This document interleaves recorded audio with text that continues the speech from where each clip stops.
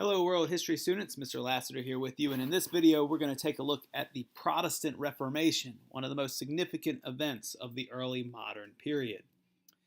Here are your video goals questions. Take a look at them, take a look at some of the vocabulary, and let's go ahead and get started and answer the first question. So we want to think about what this Protestant Reformation is.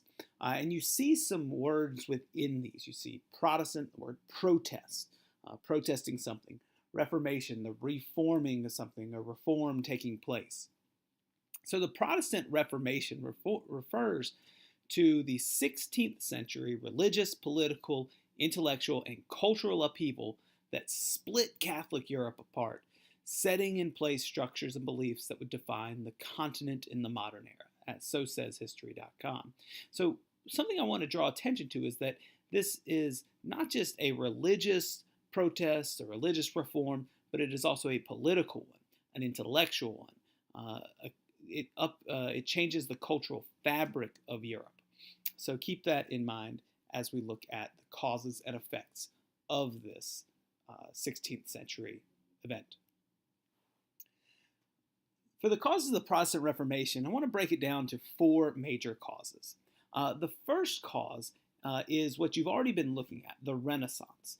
And the Renaissance, of course, challenged the ways of thinking in Europe, and it certainly challenged the authority of the Catholic Church. What we see are people not so much concerned with religious pursuits anymore and trying to figure out how God made the universe how he did through religious answers or dogmatic answers or from the Bible. Instead, they start looking at it philosophically, using reason, using math and science to try to figure out these answers. A new way of thought comes about called humanism, and it kind of encompasses all this idea that they're not looking toward religious reasons or religious explanations for the phenomena that occurs in the world. Instead, they are looking at reason and critical thinking, these skills that humans have that can answer any question if you just go about it the right way. And humanism, oftentimes, because it's looking at secular things, is oftentimes criticizes the Catholic Church or perhaps leads to critical thought and that opposes the Catholic Church. The second major cause of the Protestant Reformation is corruption within the Catholic Church itself. There were accusations that leaders of the Catholic Church were leading really luxurious lifestyles, were living like kings and nobles instead of living pious lives. That they were more concerned with their parties every weekend than they were with saying mass or performing the sacraments.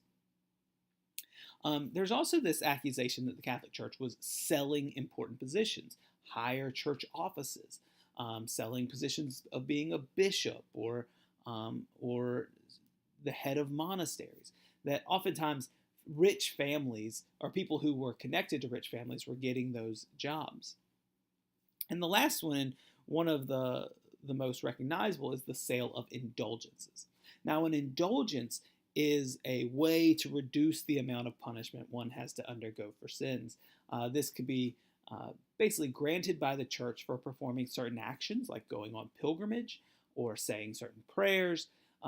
But during the Middle Ages, especially in the later Middle Ages, the Catholic Church starts to sell these in exchange for quote-unquote donations, but they're selling them for money. And so obviously people who had more money could get more time off for their sins and could get to heaven faster. And you could even buy these indulgences to make sure that your loved ones in the past or who had already passed on could get to heaven. And so it became quite a racket and was quite handily criticized. You see in the picture here, there is a drawing of Satan distributing indulgences. So the criticism for this stretched back to the early 1400s. One person, an early humanist thinker, Jan Hus, criticized the church for this, and he was executed in the year 1415, well before the Protestant Reformation begins. The third cause of this Protestant Reformation was resentment over the power of the Catholic Church. And this is often felt by secular leaders, kings and nobles and the like. They resented the fact that the Catholic Church controlled so much land, controlled so much wealth. And it limited oftentimes the power of kings because they were at the mercy of the Catholic Church to grant them legitimacy of their rule. So kings, when the Protestant Reformation, and princes, when the Protestant Reformation begins, are in some cases very happy to break away from the Catholic Church and seize church lands. And the last one is a major invention, the printing press. So you've heard about this before. It's one of the major communication technologies that has developed throughout human history. Before the printing press was developed, the church was responsible for copying documents and for disseminating information. But once the printing press is invented, literacy starts to spread, and anyone who is writing can have their works printed, and printed very rapidly and disseminated. So the Catholic Church, when people start printing ideas that do not fit with Catholic teaching, the Catholic Church can't stop those. They just simply can't stay ahead of the printing press. It is sharing information way too fast. As we say, this information goes viral. So all of this is leading up to a moment of change in Europe. And the spark is a man named Martin Luther, who approximately 500 years ago, this year, issued his 95 Theses. These were problems that he saw with the Catholic Church and corrections to what he believed were incorrect teachings. Now, Martin Luther was a German priest, and he had been troubled by what he witnessed in the Catholic Church. He opposed the sale of indulgences that we've already talked about, but he also believed some things that went against Catholic teaching. For example, the Catholic Church taught that you were saved or could reach heaven not just by your faith, but you had to do good works. He believed that no human could do enough good works to get to heaven, so it must be by faith alone that people were saved, sola fide. And so this becomes a major belief of many Protestant churches. Also, the Catholic Church believed in the Scripture or the Bible, but also in Catholic tradition. He said, no, the Bible has all the answers we need, sola scriptura, Scripture alone. And he also resented the hierarchy of the Catholic Church and how the Catholic Church really controlled access to God and the sacraments in some ways. And so he taught of a priesthood of all believers. Basically, every person was a priest in some way and had access to God and God's grace. So he makes these views known in the 95 Theses. He sends a letter to a bishop. Luther himself is a scholar. He offers to debate these points.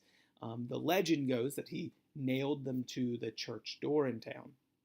But whatever he did, these views were printed quite rapidly and widely and disseminated throughout Europe and in Central Europe and Scandinavia.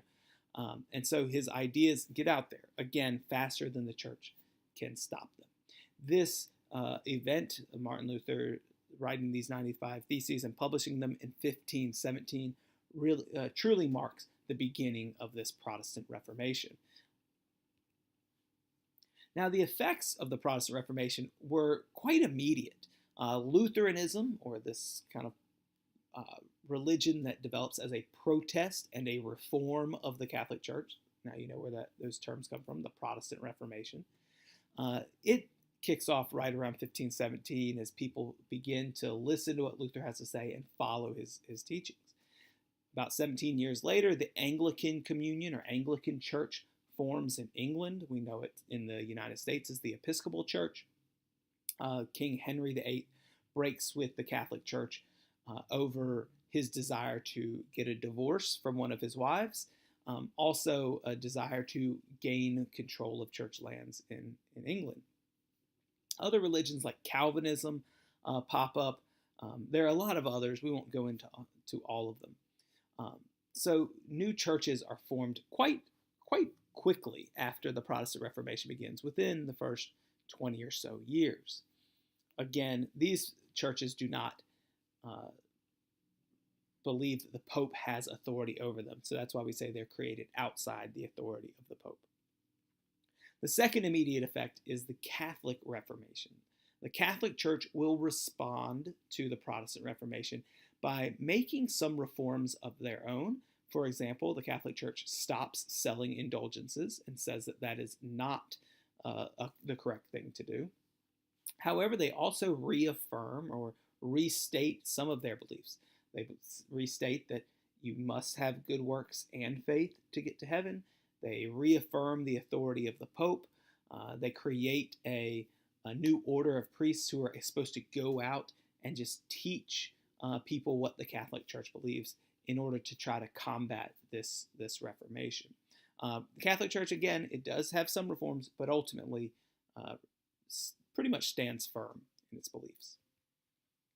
And the third immediate effect of this are wars across Europe between Catholics and Protestants.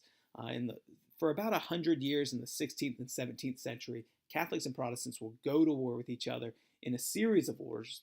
You see three of the major ones listed here: the Schmalkaldic War, the French Wars of Religion, and the 30 Years' War. And this century plus of warfare led to an incredible loss of life in Europe and many political changes as some central governments become stronger, some areas weaken. We have an extra video if you would like more information on the Wars of Religion that you are encouraged to watch in our additional and challenge focus areas. Now, the long-term effects of the Protestant Reformation we see are a permanent split between the Catholic and Protestant churches. Still to this day, there are dozens and dozens of Protestant denominations, and they are split with the Catholic Church. They do not share the same exact beliefs, although they share most beliefs. They do not recognize, for example, the authority of the Pope, and they don't always recognize the same sacraments. This has been in the news lately as the Lutheran Church and the Roman Catholic Church under Pope Francis have been meeting to work toward a closer relationship, although they are not looking to rejoin each other. A second thing that we see, other than this permanent split, as a result of the wars of religion and what's going on, is an increased religious toleration. Eventually, treaties are signed, and it is agreed that fighting these wars over religion is more detrimental to Europe, and so different regions can choose what Christian denomination to follow. Again, they're fairly tolerant of types of Christianity. Outside of that, not so tolerant. And the last thing we see, as the Pope's church splits apart, the papacy itself is weakened. The Pope had been the central figurehead of Europe for about 1,000 years, and at the end of this time period, he will be mostly inconsequential. Of course, we talked about in the medieval period, and it'll be the same way in the modern period, that if a strong papacy meant weak governments, a weakened papacy will mean stronger governments. And so we'll see countries like England and France develop very strong central governments that will lead them to develop empires all over the world and eventually colonize the Americas and take over a large amount of trade and become world leaders.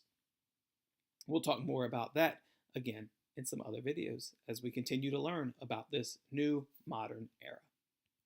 Make sure you can answer these video goals. Make sure you understand what the vocabulary terms are asking. And that's it for me.